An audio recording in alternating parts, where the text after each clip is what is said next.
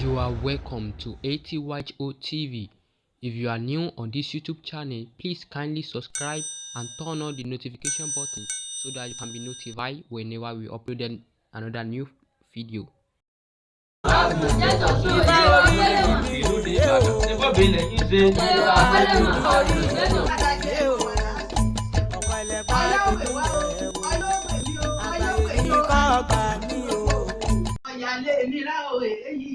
Ọya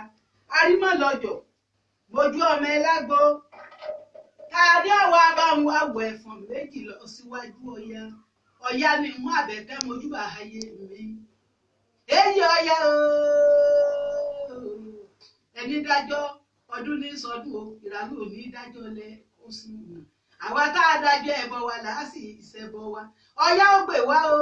ọya ó gbè mí o ọya ó gbè yín o a ní kí ògún lójú òde arímọ̀lọ́jọ́ mojú ọmọ ẹlágbó ẹni dájọ́ ọdún ní sọdún o ìrànú òní dájọ́ lẹ ó sùn ká ní ọwọ́ abáhùn wọ̀gbọ̀ ẹ̀fọ̀n méjì lọ síwájú ọya ta ní ọba àwọn àwọ̀ ẹ̀fọ̀n méjì lọ síwájú ọya ẹni dájọ́ ọdún ní sọdún ìrànú òní dájọ́ lẹ ó sùn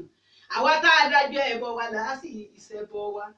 ara mọjà ará òkè àwọn aráàjò ògún gbogbo ojú tó lọ́ba gbórí onímì lọ́mọ ìwòsàn ògún gbogbo jẹ́ àlélẹ́ rẹ̀ ọjọ́ tó ògún bá rọdà ní ọ̀rọ̀ tọ́ya ògún lè ní rèésì ọ̀ya lè ní rábọ ọ̀ya ni mú àbẹ̀kẹ́ o mojúbà ayé mi ẹ mọ́ fàgùtàn lọ ní ọlọ́yà nìyá mi. You are welcome to ATYO TV.